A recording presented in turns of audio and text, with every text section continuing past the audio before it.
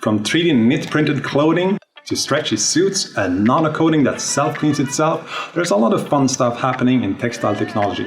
And there's a lot of fun stuff happening with technology in general. What happens when you combine them both? What's out there? What's possible to do? That's why I made this video. I want to share all my little discoveries, and it's going to be a video about suits, electric motors, and protective apparel. But my biggest, most revolutionary discovery wasn't that of a new technology or a new specific style. It was about applying technology in a new way. And what that means, you will see, is nothing short of being revolutionary. Sport has always been one of the bigger drivers when it comes to apparel technology. It's where function always has to take precedence over form. So I started by taking a look at the most demanding arenas where choice of apparel can mean the difference between life and death. Motorcycle. Traditionally, motorcycle clothes have prioritized sustaining life over fashion you wouldn't be caught dead in. Just like other sports, the apparel function started its holy matrimony to form over time. Given the nature of the protective requirements motorcycle gear has, it's still a separate set of garments, a specialized outfit. One can maybe rock an actual motorcycle leather jacket to work, but safe reflective rain pants with built-in knee pads require a pretty liberal office culture. To stay protected, one have to make sacrifices. Or rather, had to. So companies started making more fashionable pieces that sort of mimic regular clothes. Take jeans, for example. Jeans in itself doesn't offer much protection, but add Kevlar or similar technology in the makeup, and it will. Like these bad boys. However, while Kevlar is really strong, it's not that flexible to work with, so a lot of motor jeans companies have to fight that setback by technological bug fixes and sacrifices around the problem. Most Kevlar jeans are bulky because they're multi-layered. Denim on the outside, Kevlar on the inside, and sometimes an extra mesh layer too. It wasn't until recently when fabric technology really started to evolve, where protective apparel started to look unmistakably like regular clothes. And one of the paths to that is called UMFI. UMFI? Or ultra-high molecular weight polythene, if you like. UMFI as a fiber is incredibly strong, many times stronger than steel for its weight. It's light, the fiber actually floats on water, and it's fairly easy to work with. So this sticky fabric has been used in a lot of different ways because of those qualities. It's been used to protect from knife slashing to ropes or boats or anything that just requires a lot of immense strength. And when thick enough, it can be used for extreme impact protection, like from bullets. And now by motorcycle companies for abrasion resistance. Saint is one of the companies that use UMFI in their products, and are not afraid to venture out away from the expected. By weaving part UMFI into the fabric makeup, it allows for abrasion resistance in a single layer jeans, making it look like fashionable jeans. Fashionable and able to protect should things go random. Saint goes pretty rigorous with their roadside testing. A beast, that road. They also make nice looking jackets, like this one, also from Saint. Waxed cotton on the exterior protects from rain and dirt, while the inside protects with removable impact armor in the elbows, shoulders and back. Even impact armor has evolved a lot, like this D30 poly-based wonder. It's really flexible, but it goes hard on impact. This one is rated CE2, it offers maximum protection. If you want to go a little bit thinner, a little more smoother, there's CE1, just as flexible. Or you might want more airflow in the summer, like this one from Dyneema, nice too. But jackets having pockets for protection is nothing new, not all. It's the shape and appearance of wear. This jacket looks everything like a fashionable street bomber should, and nothing like a protective motorcycle jacket.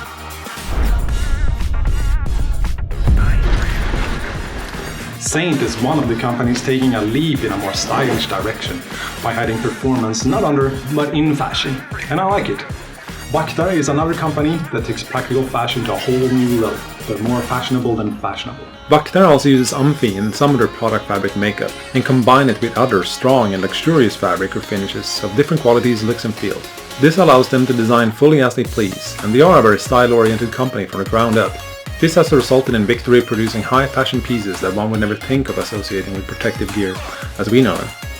They also use different protective materials in some of their jackets, like this one, it's heavy cordura.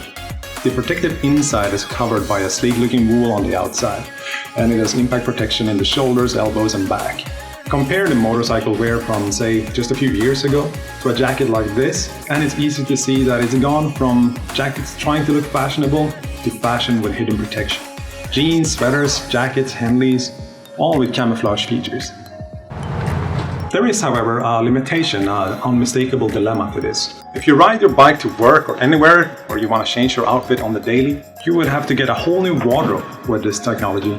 A nice and now definitely doable option, but also a very expensive option. There's another, perhaps sentimental aspect too. There are some garments we really don't want to part with, and there's a lot of fashion that we want too. Some of those we really want to ride in, protected if we could. So this precise frustration was met by a true industry disruptor who asked himself, how do I stay protected on a bike with my regular clothes? Enter the company Bowtex. They used the same Omfi technology but applied it in answer to the question before. The result, a thin yet incredibly strong base layer designed to be worn underneath regular clothing. It sits next to skin, it's very breathable, and it almost feels like it's not there. It has pockets for impact protection in all the key impact areas: shoulders, back, elbows, hips and knees. And it feels so much stretchier and more comfortable than anything else that protects. Bowtex used Dyneema in their elite line of base layers. It moves with you invisibly and protects you incredibly well. This means the freedom to wear almost whatever you want, staying fully protected, almost invisibly so. It's just a little bit of understanding of the problem and shaping the form of the technology. Look at that. With the Bowtex on, I'm now free to use whatever shells I want on top of this very protective layer. I don't have to focus so much on safety for those garments. And what am I gonna choose? Well, you might have guessed it from the video thumbnail. Companies like Ministry of Supply develop their own textiles based on the insights and frustration of business travel. Having to iron or dry clean on the run is often kind of annoying, especially if you don't have the time or tools required. So all this resulted in making a brand that sort of borrowed technology from NASA to make wrinkle-free, machine washable and sweat-wicking clothing. This suit, for example, is a 4-way stretch one. It doesn't bag out, it doesn't pull at you, it doesn't stretch, and you could probably run a marathon in this one. So, with the Bowtex underneath and this sort of mobility, I'm ready to ride a bike being all protected with abrasion resistance and impact protection. Just one thing, I'm up north, it's snowing outside. What kind of tech exists towards this? Or more specifically, what kind of fashion and tech exists towards this?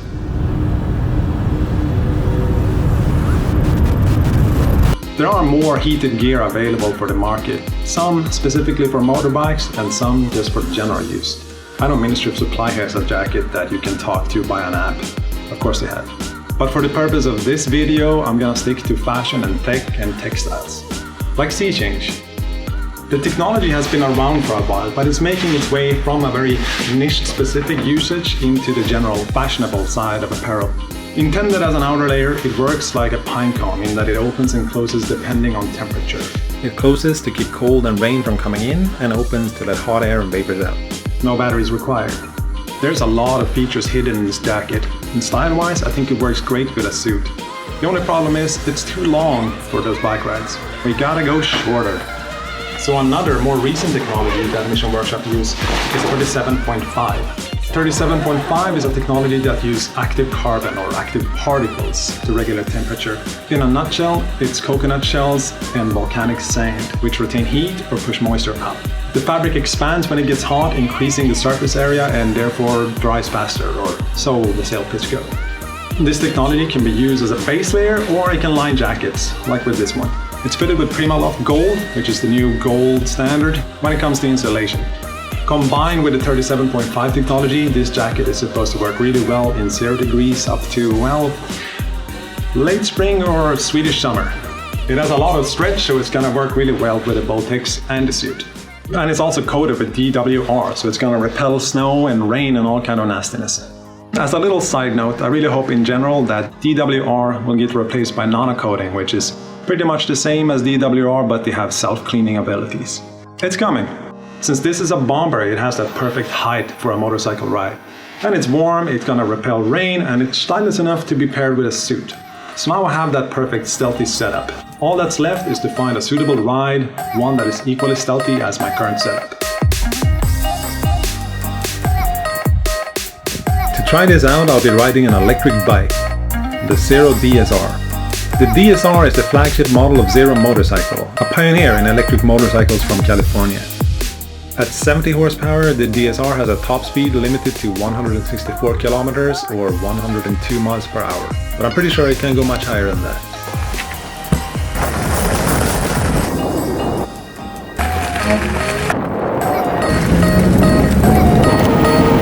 At a full charge, it has a combined city and highway range of 169 kilometers or 105 miles. Your phone can be used as a bike display extension with customizable meters and windows. But enough of that. What's important is, how fun is it? Electric comes with a lot of interesting benefits besides the obvious things like cheaper propellant. Like instant but customizable power.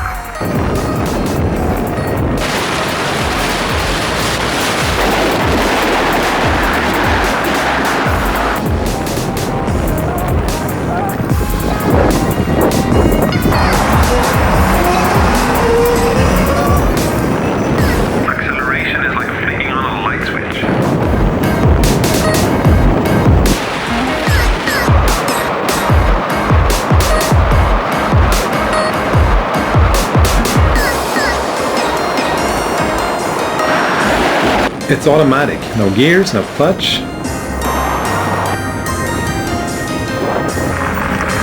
To some, this is a negative. It's hard giving up something like that. But I gotta say, it's quite liberating once getting used to it.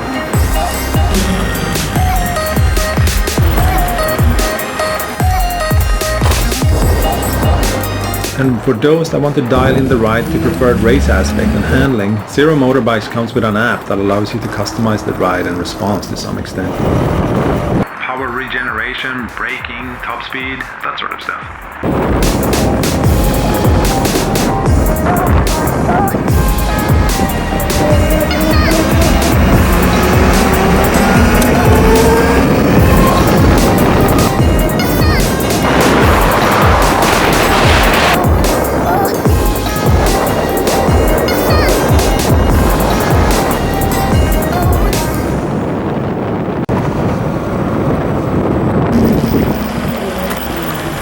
It's almost dead quiet.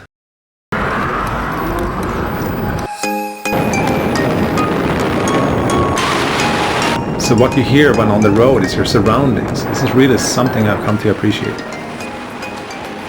It puts you a bit more in the moment. You're more aware of nature and all the vehicles around you.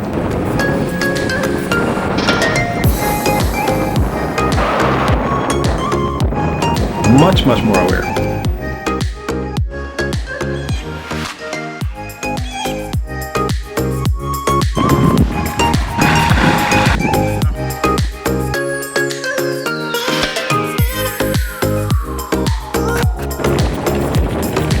However, this is also a negative as cars won't hear you approaching. Potentially dangerous because bikes are invisible enough as it is. But back to the good stuff.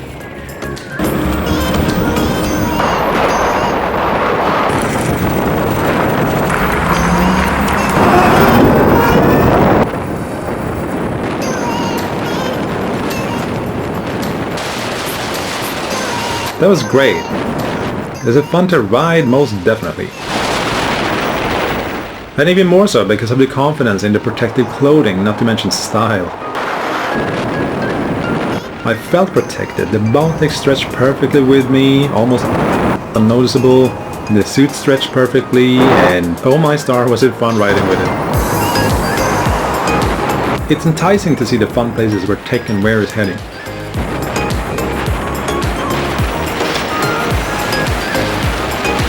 Being part of it all, as innovation allows for more and more opportunities, is also pretty exciting.